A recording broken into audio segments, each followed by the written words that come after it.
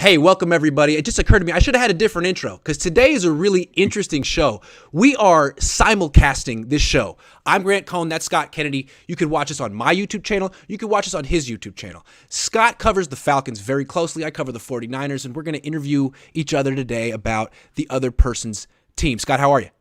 I'm doing just fine. Appreciate you setting this up and working with me to get the stream going so we can simulcast it like this. You figured out how to do it. I threw up my hands. That was too much for me. So apologies that I'm sitting here bleeding like a teenager here. You look good. I couldn't. You said let's put them on both of our YouTube channels at the same time. I said I don't think you could do that. You figured it out. So this is a game changer. Thank you. Remember what I used to do. You know, that's right. That's the producer in me too. So you know. For people that don't know, when I got hired at SI.com, Scott trained me. Scott was my boss, and he trained me. And a lot of the stuff I do is because Scott told me, "Hey, do this." So thank you, Scott. Al, the key is finding the right people, and it's pleasure working with you, man. All right, so we're gonna take turns asking each other questions. I'm gonna go first. Scott, you know the Niners. The Niners have been together for a while. I mean, most football teams come and go. This core has been together for 4 years, and you know if you can't stop the run, you can't beat this team unless Jimmy throws 8 picks. So, can the Falcons stop the run if they sell out? If they sell out, yes, they can. This is a very different team than what you saw last year with when the 49ers and Falcons played. The record might not reflect it at the end of the season because the schedule is tougher for the Falcons, but it's they're considerably better in the trenches. And Grant, what's interesting to me is we always say, you know, you mentioned Jimmy, the old phrase, it's not the X's and O's, it's the Jimmys and the Joes. The Falcons have gotten better mostly with internal personnel, which doesn't happen. That does not happen. You know, we both watched the Denver Broncos play, and they went back with the same offensive line that was not very good last year, and they weren't very good this year. Mm-hmm. This is about the same defensive and offensive lines for the Falcons, and for them, and they've really, really improved. So yes, they've changed out their linebackers a little bit, gotten a little bit bigger there. They're missing one of their starters, but they've got an athletic rookie that's pretty good. They got Rashaan Evans at 240 pounds.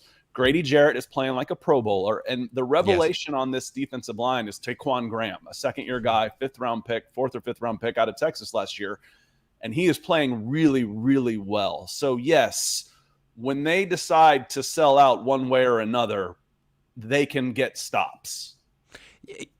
This is a different team, but in 2019, the Niners went to the Super Bowl but lost to the Falcons. And if I remember correctly, the Falcons basically said, you're not running on us today. You could throw to Kittle 15 times, but you're not running on us today.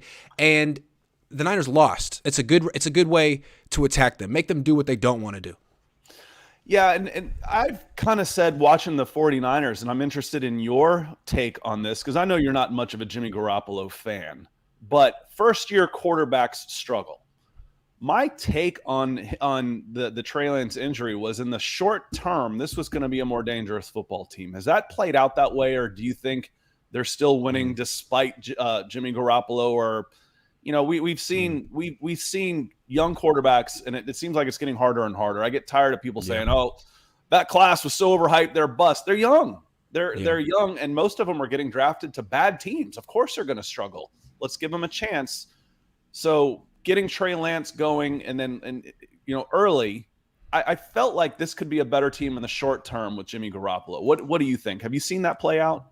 It's a fair question. It depends on what you mean by the short term, but we saw how the Niners looked with Trey Lance. Now, it was like a game and a half, and it was raining in the first game, but still, what Kyle felt he could do with Trey Lance was very limited. At first, it was like run the ball and take a few shots deep, and otherwise I don't trust you. And I think clearly Jimmy can do more than that right now. Mm-hmm. The idea was that maybe over the course of a season, Trey would develop and improve, and Kyle would gain confidence in him, and then by December or January, he might be much better. And the thing with Jimmy is that, you know, he always stays the same. Although maybe some people disagree with that, but he has stretches. He's pretty good. He's okay. He's not bad. He's never really had a good playoff game, and I think Niner fans are a little frustrated. Like, yeah, okay, we're back to this, and we know how it goes, and feels good in October, November, but where's this going? And with Trey, there was a hope that he might have improved, I guess. But, you know, Jimmy's only thrown 1 pick so far this year, so maybe there is improvement, although they've dropped a lot of his picks so far. So, to be determined.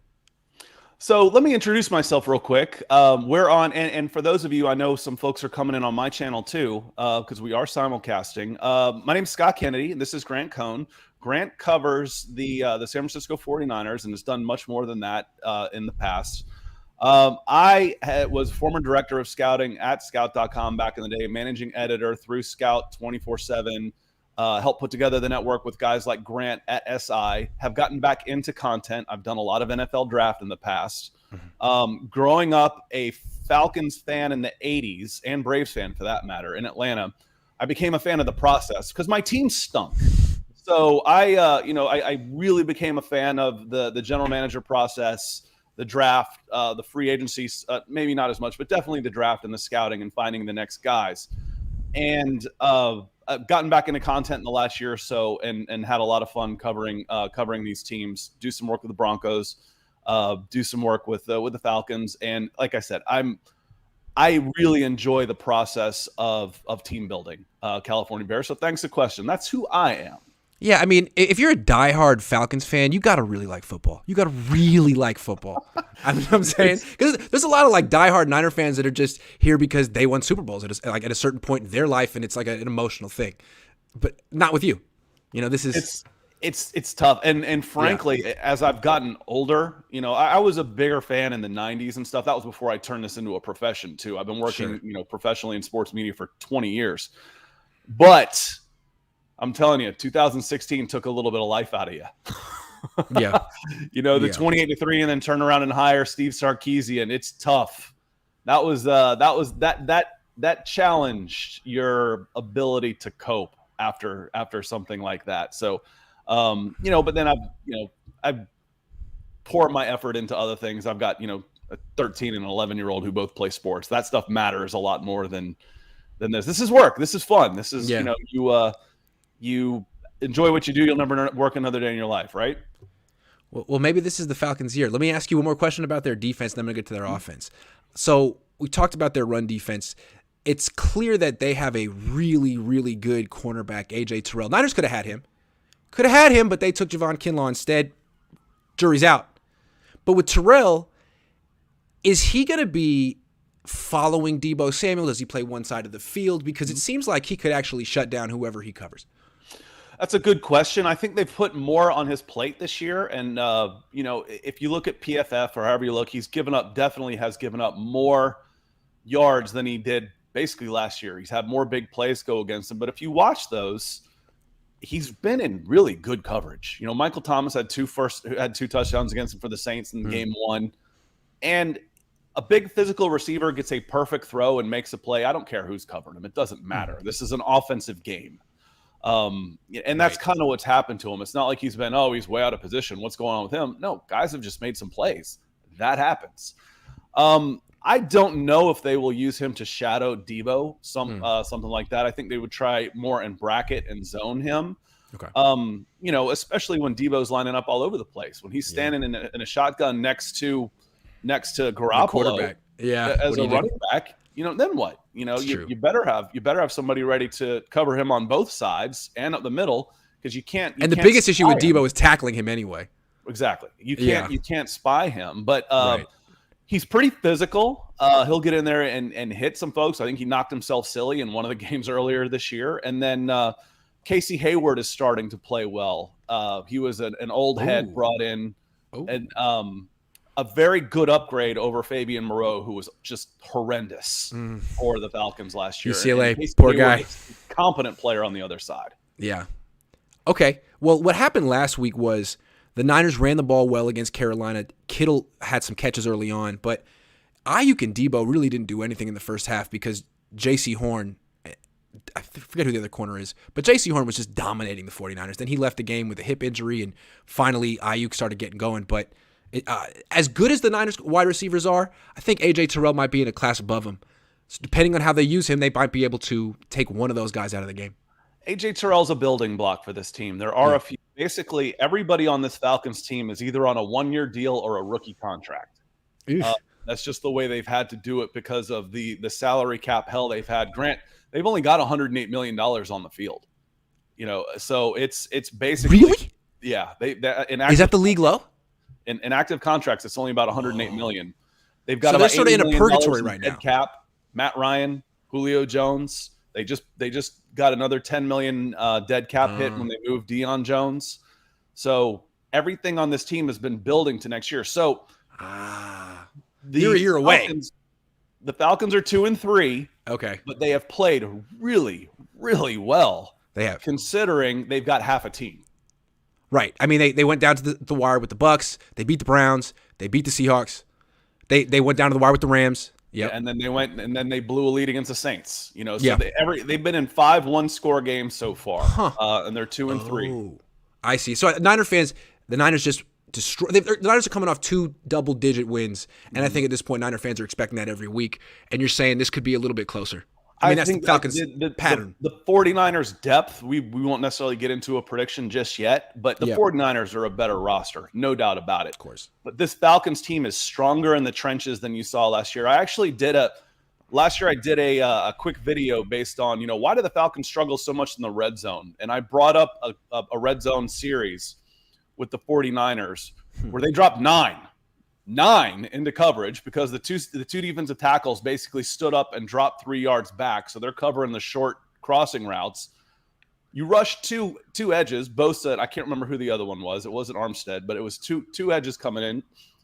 And they get the sack with 2 guys. So yeah. If I can drop 9 into coverage, and get the sack? How the hell am I supposed to score? Right. All right. So this team will fight you. They're considerably better in the trenches on both sides of the ball, and I did not expect that. I really didn't. The beginning of the season, I picked 2-15. I said this team is going to be 2-15. They didn't change the offensive line or defensive line. That's bold. They lost some of their best players. And again, you've got $100 million of payroll versus 208 for everybody else. That's true. I said 2-15. Now, they can play with anybody. They're not going to win all those games, obviously, but I see more 7-10, 8-9 than 2-15 by the time the season's over. Wow. Okay. All right, you got a question for me about the Niners? The health. I think that's the big one right now. I already asked you about Garoppolo and the quarterback.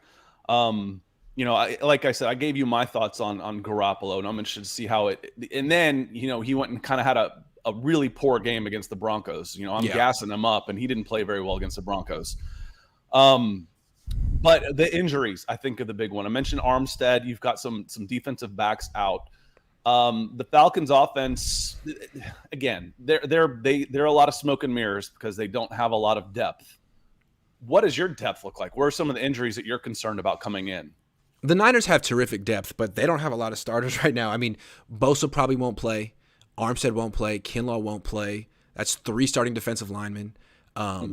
Jimmy Ward won't play. Emmanuel Mosley won't play. That's 2 really good DBs. That's 5 starters on defense. Azeez Al-Shaair, that's the 6th. It's the linebacker. He's really good. Trent Williams is out. Aaron Banks, the left guard, may not play. I mean, it seems like this could be a close game.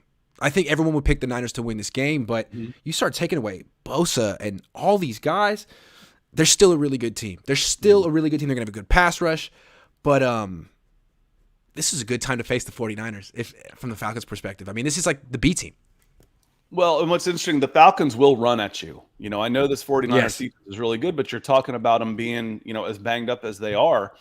One of the changes that was made, and is a little bit of a doubt, is Eli Wilkinson, a former right tackle, is playing left guard. He's in for Jalen Mayfield, who was, according to PFF, the worst pass blocking offensive lineman in the NFL last year. Not just guard, but period.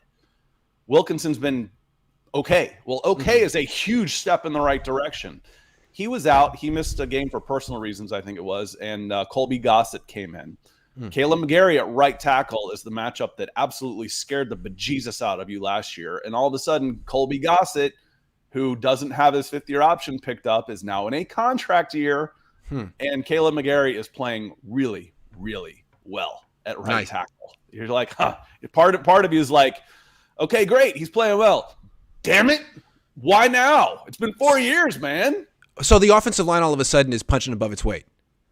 Yes. The offensive line looks really – Chris Lindstrom is damn good, period, at right guard. Did they draft him this year?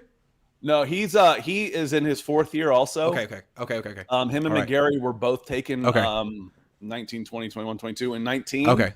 And Lindstrom's been really good. Okay. And then McGarry's been, who was bad last year, has been above average so far.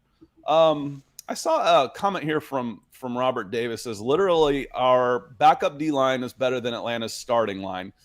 I don't know this year, man. Grady Jarrett's playing at a Pro Bowl level. Yeah. He's really He always kicks the 49ers ass, by the way. He's been playing at a Pro Bowl level. Taquan Graham, I mentioned him at the top of the show. A second-year guy out of Texas is playing at a plus level. And then they've been rotating some guys in, but Abdullah Anderson looks like he'll end up being the starter. They yanked him off of a practice squad somewhere, and I saw him in preseason. I'm like, why isn't this guy playing? Good change of direction, 300-pounder. So he's been playing okay. It's a 3-4. It's a base 3-4. And when they go to a front four, Taquan and Grady Jarrett as your two interior linemen they're really good. They're playing really well this year. It's possible that Robert Davis is comparing the Niners' backup D-line to the Falcons' O-line. But you would also say that the Falcons' O-line would match up pretty well with the Niners' backup D-line. The Falcons' O-line is playing well this year. Yes. That's why they're 10th in the NFL in scoring. How? Yeah. Like I said, they're doing some of it with smoke and mirrors, but a lot of it has to do with they've just flat out gotten better in the trenches. Okay, I got a question for you. I want to ask you about Marcus Mariota. So the offensive line is doing well, and yet he's getting sacked a lot. So is he being indecisive? What is he's supposed to be mobile. He's supposed to be able to avoid these sacks. Is he running into sacks? Like, what is he doing right now? He's also thrown 4 picks, I think. You know what's funny, Grant? When you said that, I had to look it up because I'm so used to Matt Ryan sacked almost 200 times the last 4 seasons. I see. You're desensitized to it. Yeah. Yes. So I'm like, well, he's he's been sacked a lot. It doesn't feel like he's been sacked a lot.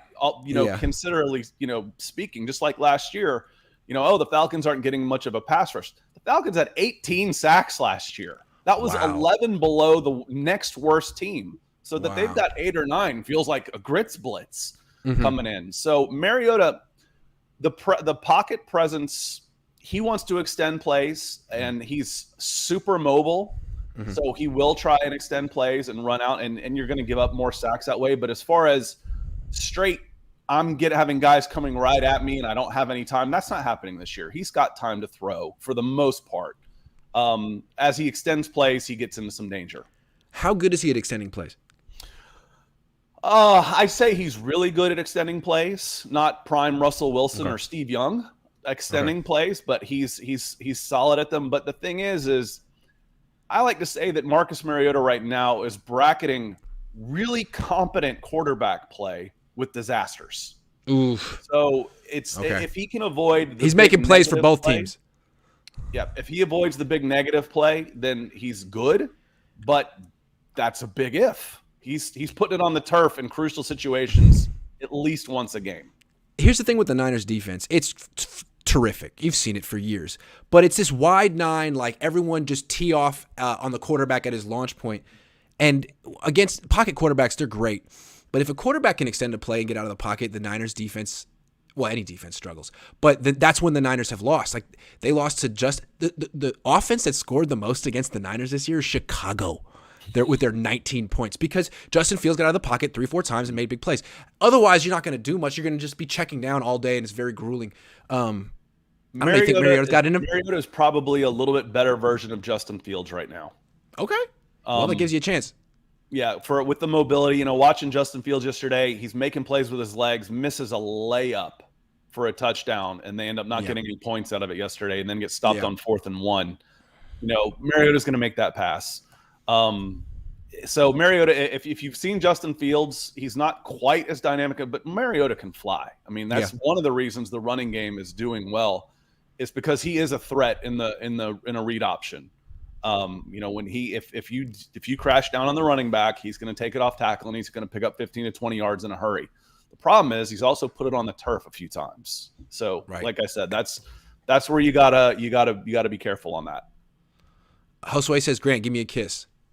Thank you, Josue. Only because you gave me $2, though. I think we had one more. Corey says, gotta love these 35-13 type predictions.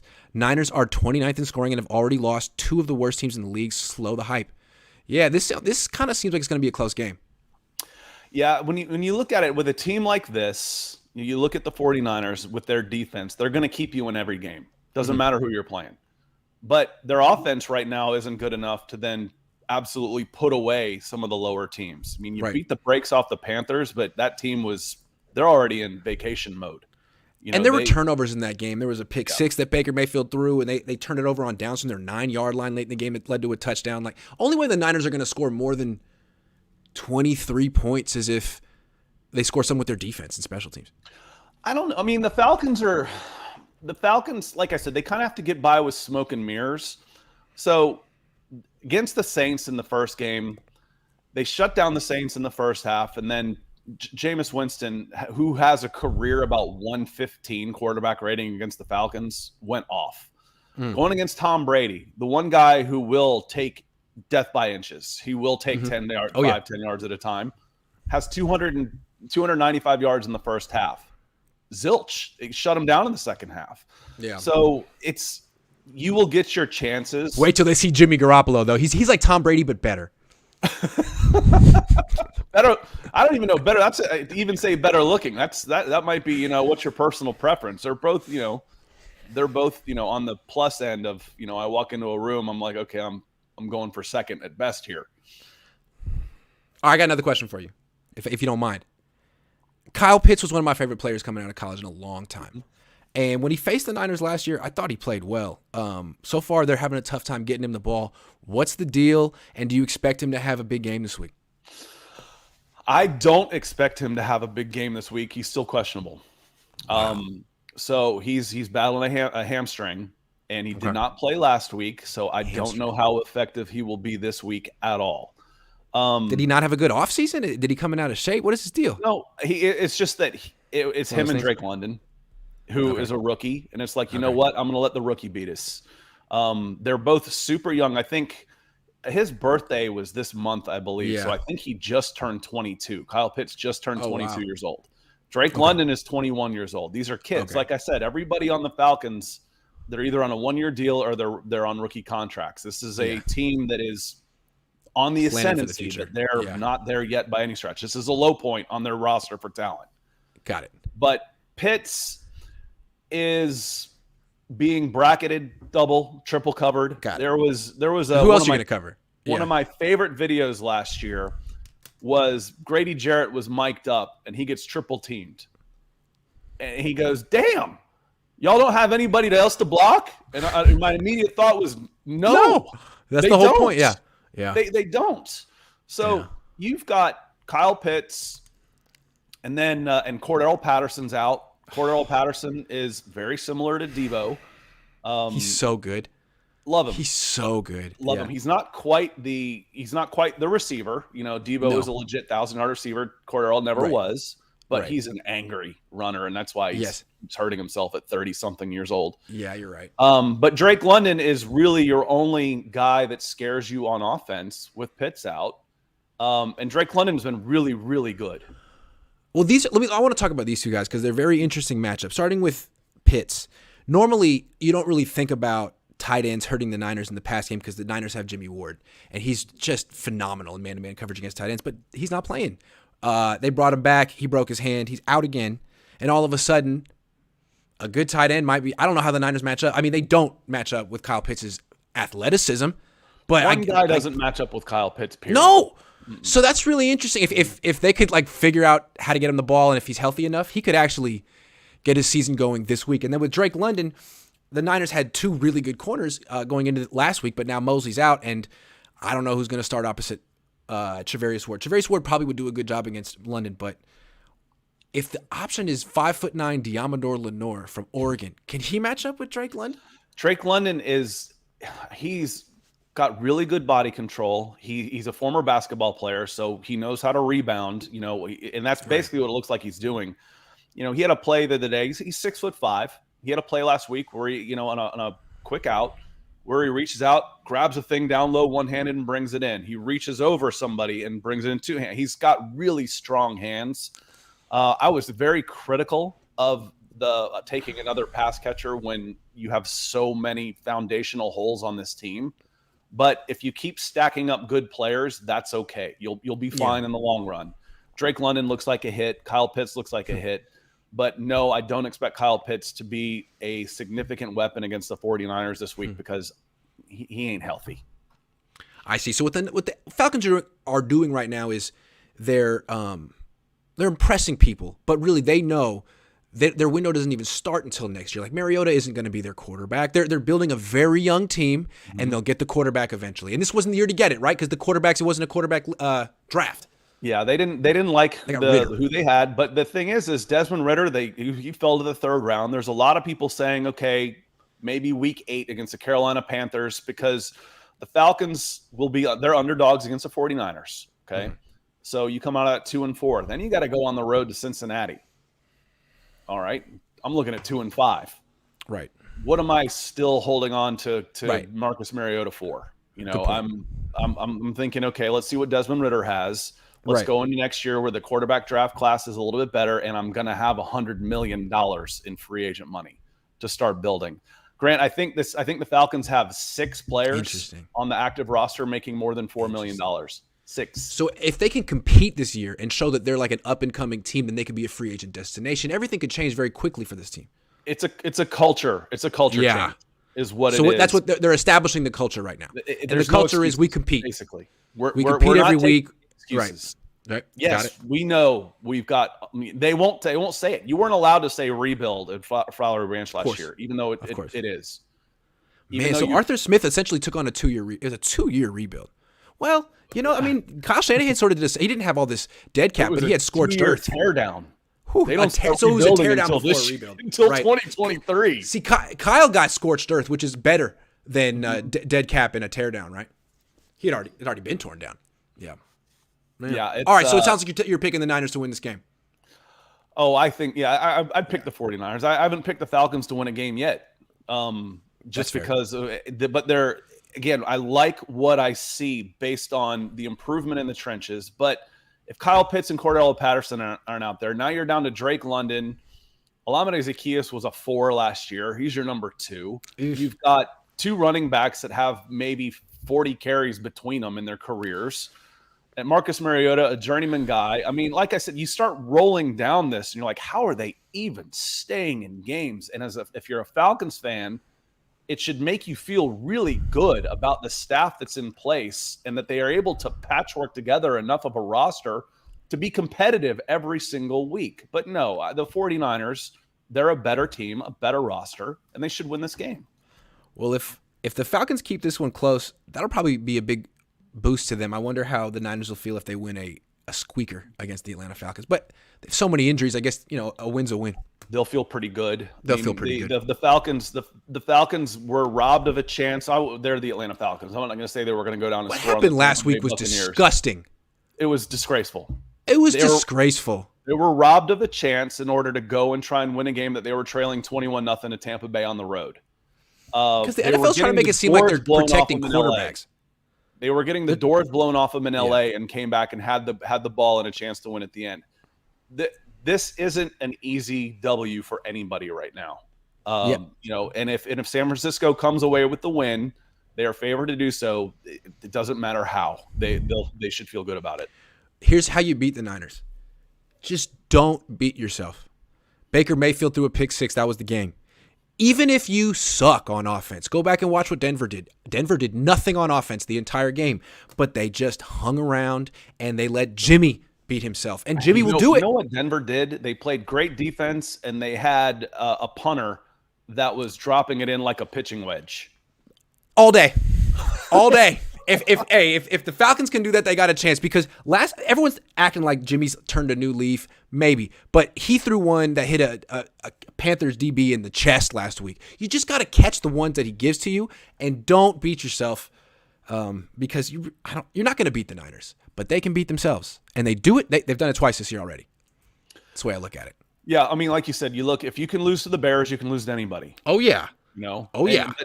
But this team is the 49ers are good enough in defense to be in any game, to beat any team, but they're not good enough in offense to go ahead and just chalk up W's against anybody. It should be a good game. I'm hoping for one that's a little more aesthetically pleasing than Yeah. that Broncos 49ers game we watched. Yeah. And I think it will be. I think Garoppolo has gotten some time under his belt. He's playing better than he was in that first game. I think that was, if it wasn't his first start, it was close. Coming back, and he's playing better. And the Falcons are an entertaining team. They're not a good team yet. There's way too many holes. Again, if you go to Spot Rack and sort by active contracts, they are DFL at $108 million in active contracts with about $80 million in dead cap money. This was a 2-year teardown that Arthur Smith and Terry Fontenot took on. The rebuild starts in earnest in 2023. A lot of people out here asking, like, is this a trap game potentially? I don't think it is. The Niners are 3-2. I mean, they haven't proven anything. They lost to Denver 3 weeks ago, and they see that the Falcons came this close to beating the Bucs last week. So I think we're going to see the best of both teams. I don't know what that means. Yeah, I don't know. I mean, you could think of it as a trap game because, okay, if I look at the power rankings, the Falcons are still 27, 26. Right. Marcus Mariota, that doesn't scare me. Patterson's out. Pitts is out. These guys play hard. They really do. And they've played everybody within a score so far. You're going to get a fight. You're going to get a fight out of this team. And like I said, that's the culture change. This isn't a good team yet by any stretch of the imagination. But they're going to fight. And that's the culture change that you're trying to install is no more freaking excuses. I don't care if you're the Atlanta Falcons and you falcon up every game. I mean, that's a verb around here. That's an adjective. You falconed it up again, didn't you? That's the culture change. Let me tell you a stat before we leave. This stat's going to probably surprise Niner fans, but maybe it won't surprise you. Offensive points per game estimated. This is not, pick sixes or stuff you score on special teams or defense. Just offensive points per game. Atlanta, 14th in the league at 21.4. 49ers, 21st in the league at 19. You could actually argue that the Falcons have the better offense. Not the more talented offense, but the more productive offense. Actually, it's a fact. It's a fact. And it's hard to understand why. I think part of it has been the teams they've played. Okay. You've played the Rams. Their defense wasn't very good. The Saints defense wasn't very good. The Cleveland Browns were missing 3. You've seen Cleveland's defense. It's poor. They haven't faced anybody as good as the Denver Broncos defense. We can poke fun at Nathaniel Hackett, Russell Wilson all you want. That defense legit. That Denver defense is freaking good. Yes, it really is. Good. And especially if you're starting in the shadow of your own goalposts every game. So in a 5-game sample size, you get one game like that, it's going to knock you down a lot as far as points go. Over the long haul, the injuries, they start piling up in the depth. That's where that $100 million of missing payroll starts adding up. Mm-hmm. And on a long enough sample size, this will be by far, even with the injuries, by far the best defense the Falcons have faced. Yeah. Niner fans like to say that the salary cap doesn't exist because the Rams always find ways to finagle it. But talk to Falcons fans about that. Oh, my goodness. I'm so sorry. Where it can be maneuvered is if the guys that you are extending are still productive. Right. If they're still good. Then you can push that dead cap number and move it 5 years and all that and let that play itself out down the line. But when I'm given a $50 million signing bonus to an inside linebacker who doesn't want to play anymore, when I keep restructuring Matt Ryan's contract so that he's got a $60 million dead cap every single year, and then I'm letting him get sacked 45 times a season. Yeah. Julio Jones was washed up and injured, hasn't been playing in 3 years. Yeah. The Falcons traded him for a second-round pick and $30 million in dead cap money. Oh. So, again, it works with your young players coming with restructures who are still productive and still good. That's when the salary cap isn't really an issue. But as they start to decline, you better damn well hope that dead cap number is coming down. So whoever put together that got fired, is what you're telling me. Thomas Dimitroff Thomas. Criminally negligent with Arthur Blank's money. Criminally. If I had wasted a tenth of what he wasted on that stuff, it was criminally negligent. Official BNA Music 88 says, are you getting wings from King of Diamonds? Well, my wife is flying in tonight, so I'll have to talk to her about that and see if maybe we can get a 2-for-1. Thank you very much. I am not. I am not getting wings at King of Diamonds. That one I can tell you. I've never even heard of King of Diamonds. Me neither, but I can guess what it is. I'm probably going to go for the thighs, not for the wings. I'm more of a, drums and thighs, kind of a drums and thighs. You struck me as a thigh guy. I do like thighs. I'm talking about chicken. Anyway, do you have any more questions for me? Because I'm out. You know what I saw was interesting in here, and then looking at the chat, I kind of want to give a shout out to the folks in the chat a little bit. Going back to last season, last draft, Trey Lance at 3 and Kyle Pitts at 4. Jamar Chase at 5? Hindsight. Now, that was an expensive, and that was one of the reasons why I wanted the Falcons to take Justin Fields at number 4. I was a big Justin Fields fan. I advocated taking him number 2 overall, frankly. No hindsight change, whether he pans out or not. That's what I wanted at the time.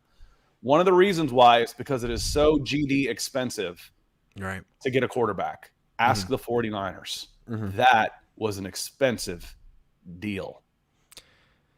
In hindsight, I'm thinking the move was not to move up to 3 because whoever you take at 3 is too much pressure. You gave up the Deshaun Watson package for a college player. You can't do it. I think that was a mistake. You set up Trey Lance for failure in the sense that he could never live up to that. He would have to be Josh Allen or Patrick Mahomes, one of the two. Otherwise, you're not good enough. And he was never going to be that good. Yeah, ever. When you're talking about a guy who played at that level for 1 year. 1 year at that level, that is awfully expensive. I mean, and you made the trade coming off the pandemic. You had to understand that you're drafting. You didn't have enough information. The evidence wasn't there, and it was bad. It was a mistake. I like Trey Lance, but whoa. Yeah, that was an expensive deal. It's the one. It's like, okay, there were 3 quarterbacks seemingly. As someone who was watching the Falcons rebuild, I was like, why didn't they send that to us? That was a deal that would have been just a dream. Instead, Miami got it. You can't block, tackle, or cover, and you're going to take a tight end. Are you freaking kidding me? Good point. But that was before it was known that. What if you had taken Jamar Chase instead? Well, Jamar Chase, you needed a replacement for Julio Jones. I'm like, okay. And Kyle Pitts was drafted. He played his first game at 20 years old. Yeah. He's young. He could be a good player for a long, long time. But the 49ers have the resources to, what was your initial thought, at the time when they moved up? Was I wouldn't want to give up that much draft capital for my initial thought was, wow, that's a lot to give up for the 3rd pick in the draft, not the 1st or the 2nd, but there must be someone they really, really, really like. And they take Trey Lance, and ever since they've taken him, they've never given off the indication that they really, really like him. I mean, ever since they've taken him, they've pretty much given off vibes of buyer's remorse. So I've never really understood it. Well, and Jordy says, Mr. Kennedy coming in and ripping on Trey. No, I'm not. I just think it was He's not. It really doesn't have anything to do with Trey. It was expensive to move up into that number 3 slot. I didn't say he was a bust. Once they got to 3, I think he was the right. I think you have to take a quarterback. I actually argued that they should take Pitts at the time, but I think you probably have to take a quarterback. You have to, and that's why the Falcons were. I was like, the Falcons need to talk up Mac Jones. They need to talk up Justin Fields because if they're going to trade down, they have to have somebody come up for a quarterback. No, I'm not ripping on Trey. I just think that it was a really, really risky deal. No, this is more of a critique of John Lynch and Kyle Shanahan, which is fair. I mean, it hasn't worked out so far. He's played 4 games. Well, and he hasn't developed. We talked about this. We thought it was going to be Mac Jones at the time. Yeah. The whole world did. That blew my mind. It's almost like people were saying so in the organization and they changed their mind at the last minute. I don't even know what was going on there, but too many people had information that was going to happen. When I saw Mac Jones at the Senior Bowl, I was like, okay. And I watched him in Alabama a lot. And then I was seeing him at the Senior Bowl. I'm like, all right, maybe this guy could sneak into the 1st and the Falcons could trade down. And if they want to get a quarterback, this would be a guy. Number 3 and 3 first that's the thing. You're out of your mind. Even if they had gotten Mac Jones, is he better than Jimmy?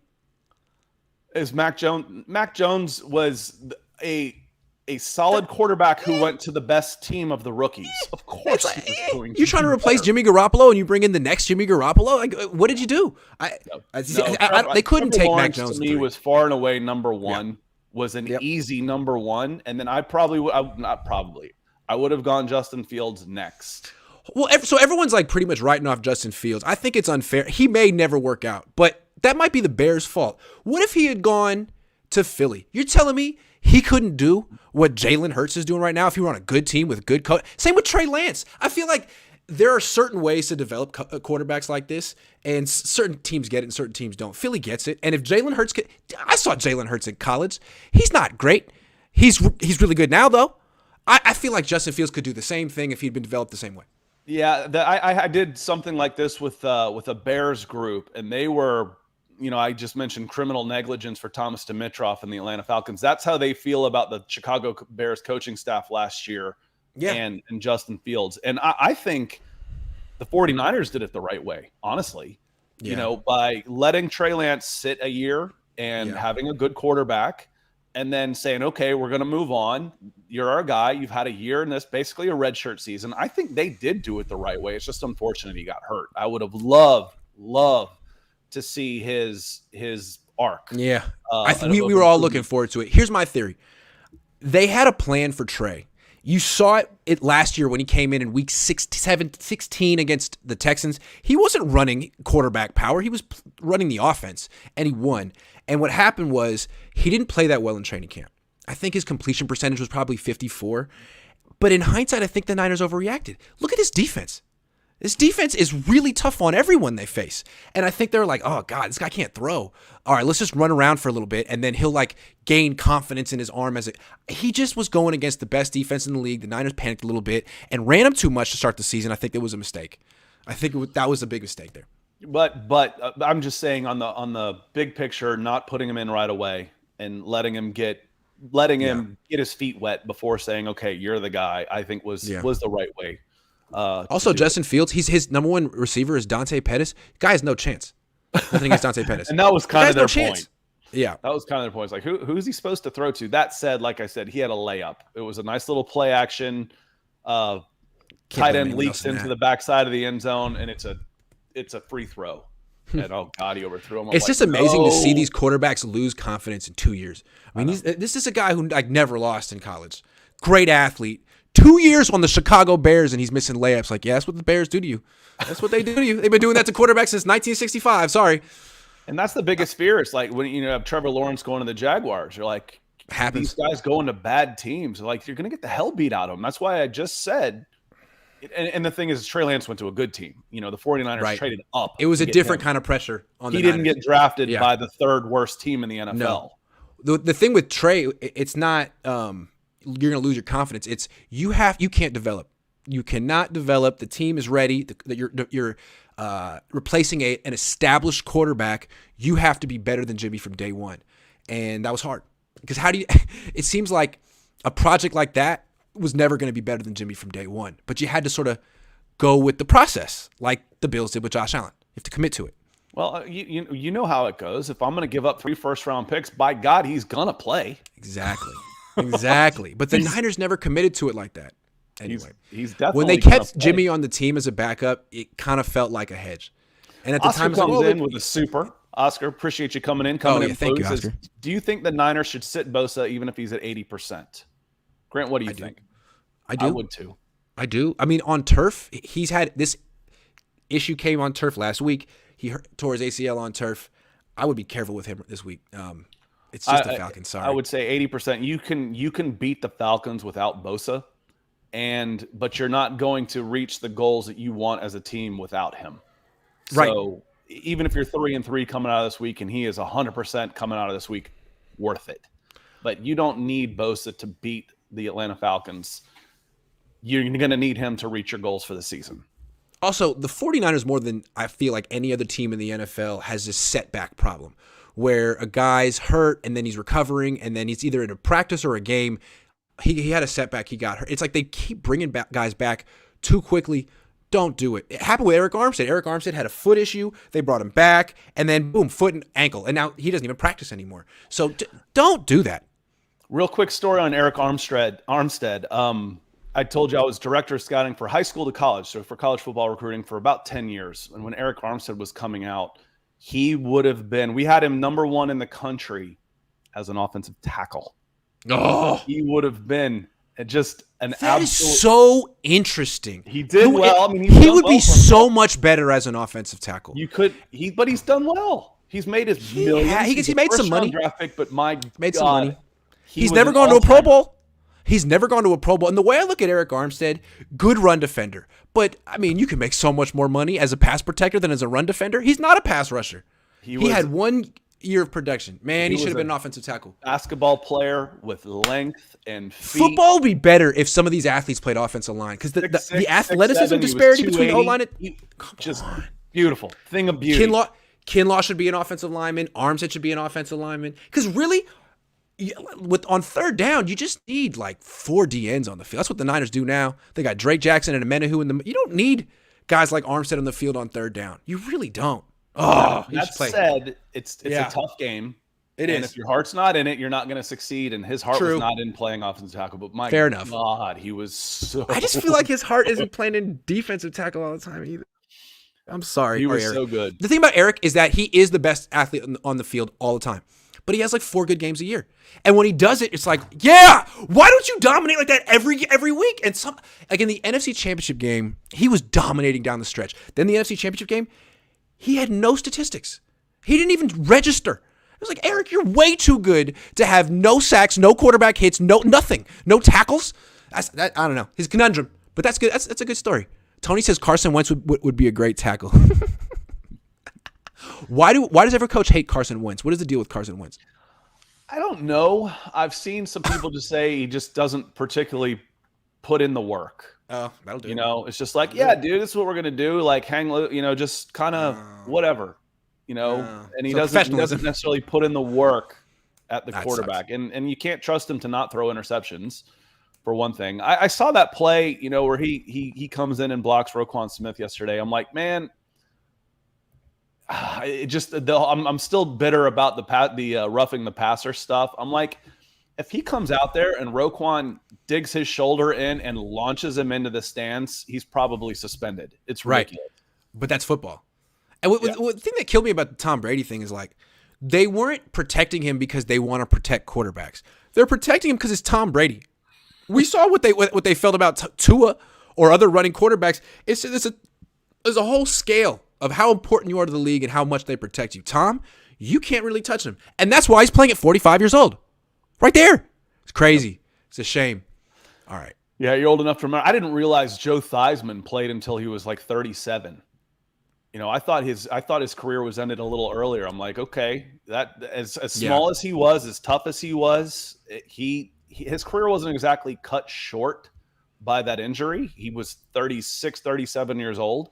It's true. Those guys took beatings. I mean, just beating. Hell, there was a video going around of Tom Brady. So Tom Brady's been around so long. This happened to him.